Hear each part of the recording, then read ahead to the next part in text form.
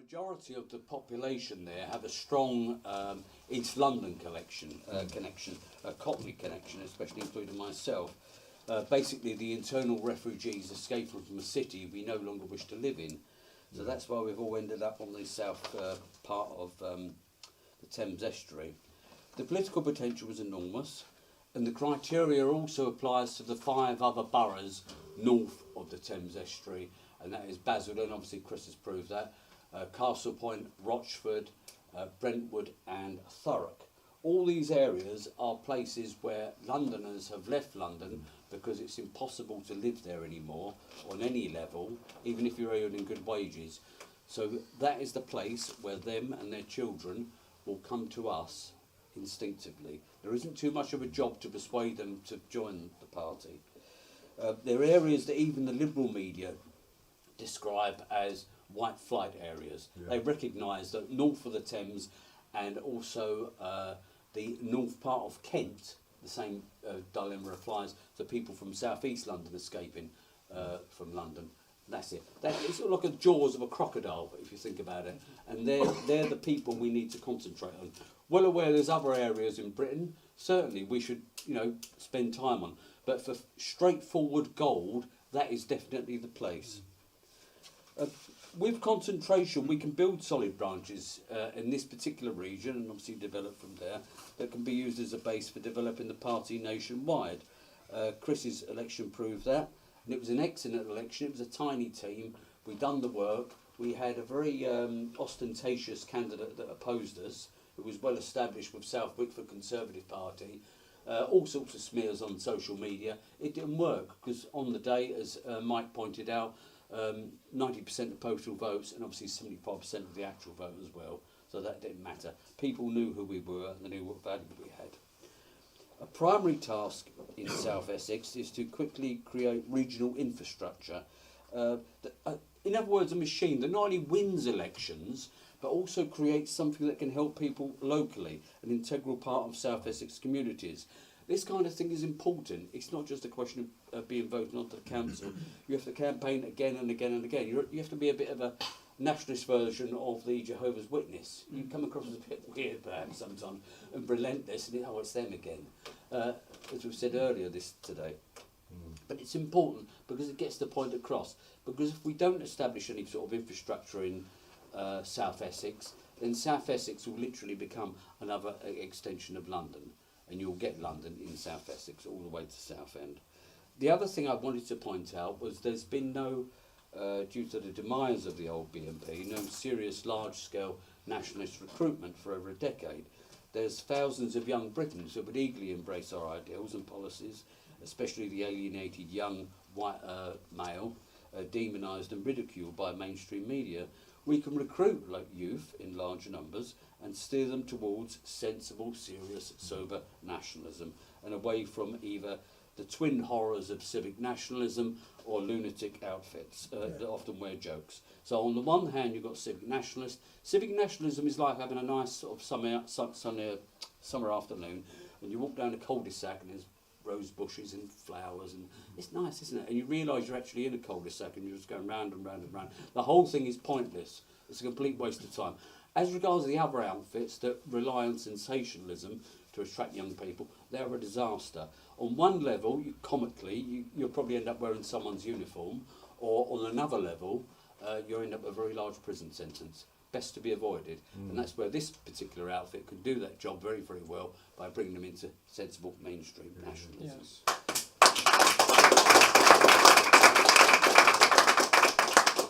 The great thing that works in our favour is that there are so many issues that simply won't go away. I'm sure that the establishment politicians and their media wish that it would all disappear. Immigration, sovereignty, economics, crime. But no, they won't go away. Unless they're resolved one way or another, they're all still there. And this impacts people locally in terms of housing and education, social services, antisocial behaviour. Problems the state, either through its liberalism or through its negligence or contempt, can never solve. And this is where we come in and we're active. The other thing is with regards to recruitment is that in the past we've often asked the British people to simply vote for us or join for us. it's a bit like sort of asking someone to join the French Foreign Legion. It's a little bit harsh. I think sometimes we have to lean a little bit towards them. And when we talk to them on the doors and we have discussions with them, what we can do is this wonderful question, what can I do for you? It might be limited. For example, can I write a letter to the local authority on your behalf? Is it something to do with the schools? That's a big one. Schools is a big one. Homeschooling, because under various bits of legislation you can go for that. You say, if that school is so bad, teach your child at home. If there's a group of you, teach them all at home. Have your own school.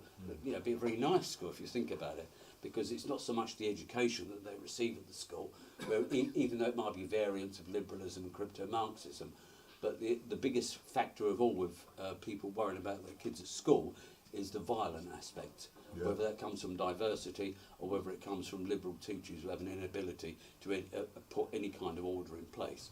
So that is certainly an area we can get into straight away and say, look, you can do this, homeschooling. Housing, yeah, okay, we can give you advice on that. So on, social services, environment, antisocial behaviour. Is it that bad in your area? Again, there's lots of places where we can go and build very, very sensibly. It's engaging with our people through personal contact, often door-to-door, canvassing, even with elections. And after a time, you can develop a British people community network, a political hive, so to speak, like a hive of bees. And we can establish, sink deep political roots. And as I said, it's not just a question of in the past saying, please come and join us. We will do it all later on, but just come and join. No, that we need to have a slightly softer approach. We've all been down the other approach and it doesn't always work. Eventually, an abandoned people in their ancestral homeland will slowly come to us. Recruits, individuals, families, communities, members turn into activists, activists turn into organisers and candidates and so on. But you have to do it as a progressive process. You can't do it straight off. Some people are very brave. They're very instinctive. I met them in the past. Like my old friend Derek over there in the Isle of Dogs, where people joined us straight away. And I said, yeah, I'll be a candidate. I'll do anything you want. Wonderful, wonderful stuff. But not everyone's like that. And in some nice areas, certainly a rural area like this, it will take a little bit of time to bring everybody on board. But these are essential building blocks for our growth. Another factor to bear in mind is to cast away too much paranoia. When I was a young sort of NF member, the whole world hated us and no one liked us, and it was an endless struggle that we'd have to sort of carry on. But it's not quite the case. Within other political movements, and the media and the local authorities, there are individuals, there are functionaries that hate us, there are journalists that hate us and so on. But that's not quite the case across the board. If we show that we're a serious political force, but without elements of wild danger, doors open up. Some independent councillors may lean a bit towards us. A local journalist who thinks that we're mature enough for serious discussion may write a good piece on us and so on. We can go on from there. When you go to the town hall, instead of getting obstruction, you actually get local officials who are quite actually prepared to help you. They realise that we're not quite the creatures we were in the past, either as mad dogs or cultist cranks. The Liberal state depends more than anything else on assuming its functionaries will always act hostile to any new radical movement. But providing we've come across in the right approach, very sensible, very mainstream, all this kind of stuff, wonderful through the middle, we'll deflect a lot of that. A lot of the problems in the past we've had, and this is a subject I think we should all study to some degree or another, comes from stuff from the 1930s or thereabouts of certain individuals who have attached themselves to the movement. Now some people might find it exciting, some people might find it interesting, but nonetheless it's been a big detractor. Yeah. It's not being cowardly with regards to issues of race and ethnicity or economics or the basis of sovereignty or arguing against globalism or anything like that. It's looking like a crank and a weirdo. Yeah. It will never get you anywhere and it will never get you far. With tactics, community-based politics, defending our culture, our values, our native identity consistently, leads to strong political communal roots, political ethnic foundations on a long basis. And this is a feasible medium-term political project, because life is lived locally after all. And we should always avoid, well, I think we would do it anyway in this particular party, impotent street protest, and also important, as I discussed this with Mike, trying to fight too many elections. sometimes there's a temptation to go, oh, look at that, we've got 28 candidates, let's go for the lot, go on. You know, like roulette, the wheel's just spinning and you're getting excited by it. It's going nowhere. No, you can have 4 or 5 and say, well, those 2 we can win, possibly, that'd be like 30%, that'd be quite impressive, and so on. So be selective with regards to elections. And also with the matter of time, some nationalists think that we are doomed. We have 5 years to perform everything that we could possibly do, or that is the end. Or some people say within their lifetime. Now, there is an element of time that comes into this, certainly. And there's also the factor of we are living in desperate times, and there's horrible things happening to the British nation and the British people. But don't get too excited by time. Work to a plan, work to a method, and then time works for you. You're not panicked by it so much. You're not disturbed by it too much. You're actually making the agenda rather than going off on board. The late Labour politician Tony Benn, not one of our friends, never by a million years, even though in his diaries in 1977 he thought we shouldn't be banned and he should engage in an argument with us, but you know, it's reasonable of him. But Tony Benn used to say to his young socialist supporters, there is no such thing as final victory. In other words, there's no point where you reach something and they go, oh, you can go home now, and nice knowing you all, and take care and bye, and last 40 years or whatever. It simply isn't the case. There's an endless cycle of events, of political events, where you have to step into the fold again and protect the interest of your people and make sure that their culture and their identity is defended all the way through. With regards to community-based politics, the mass personal contact also enables us to deflect media lies and smears. Now, social media is a wonderful tool. There's all other aspects of social media that are great that we can certainly utilise. But ultimately, knocking on a door, seeing a human face, who see your face, who know who you are, they've probably seen you locally in the shops or the pub or whatever, takes the edge off of it. They can say all sorts of horrible things about you, but the fact is they've actually got to know you, and their instincts will override what have been programmed by the media. So the personal contact is important. As a political party, people often say that the Conservative Party is the big bulwark that stands in the way of any sort of real nationalism in this country. To some extent that is true, but I think there's another side of politics, and that is the Labour Party. Once upon a time, believe it or not, the Labour Party used to be quite patriotic. Yeah. They used to have quite decent people in there. 120 years ago, when it was formed as the Labour Representation Committee, they had people like Bob Blatchford on the sidelines. Bob Blatchford, who wrote 2 books, one which was Merry England, which is basically a socio-economic tract that most nationalists would agree with. The other one was Britain for the British, which weren't just a book, but actually become a phrase that we used ourselves in the National Front and the BNP and so on. So that's the kind of thing that we should be looking for, not trying to supplant the Conservatives, it's just a personal view by the way, but to supplant the old Labour Party, but obviously with a patriotic and nationalist ethos as well, because that is a place where we can go.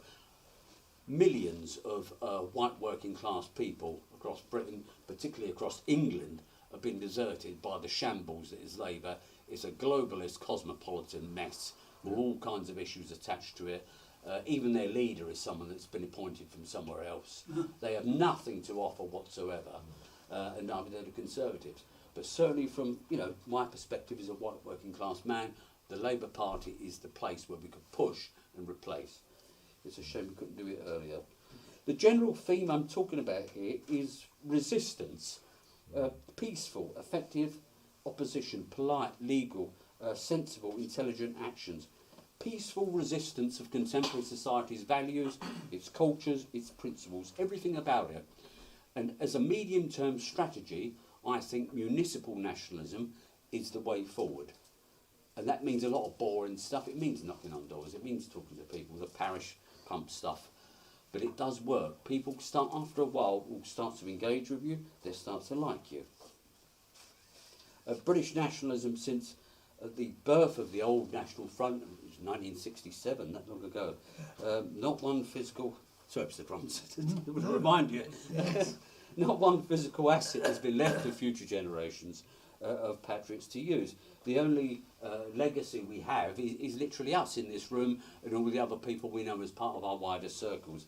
It's a few thousand activist types, but we need to create and retain a physical infrastructure, which is why now is the time to really seek these political routes, which we're more than capable of doing. We've got the people to certainly put that in place. I personally will start in South Essex. Strong, established nationalist areas will eventually create a ripple that goes across the country. In this country now, as a demographic crust has been formed, where people are pushing out in 4 different directions. I work for a company where I've had to go on courses in various parts, and I was going to Birmingham, Leicester and Coventry and some parts of York and so on. But what I've noticed is that our people are moving either to the far north or to the Midlands Welsh border, the southwest, Cornwall, Devon, Somerset, or east where I live, from Lincoln all the way down to the Thames Estuary and Southend on Sea. It's literally a scramble away from multiculturalism. But this is where we can come in and we can be victorious. With the correct strategy, we can reconnect, rebuild, reunite our unhappy, atomised, beaten British communities. We can slow down the liberal agenda, believe it can be done, even with minute stuff like such as writing letters or getting involved in parish pump politics. We can stop it and reverse it. Never forget the intrinsic qualities of our people. Qualities once noted by evil red tyrant Joseph Stalin when he was in league with his German allies in 1940. And they went, oh, the British are finished. And Stalin went, never, never disregard the British. Never. Under pressure, they are skillful and stubborn opponents. And of course, he was correct. And he's talking about all of us. And with the right tactical approach, starting with a series of small, gentle political victories, we can re-energise our people. Then at last, finally, we can begin to win. Yeah. Thank you.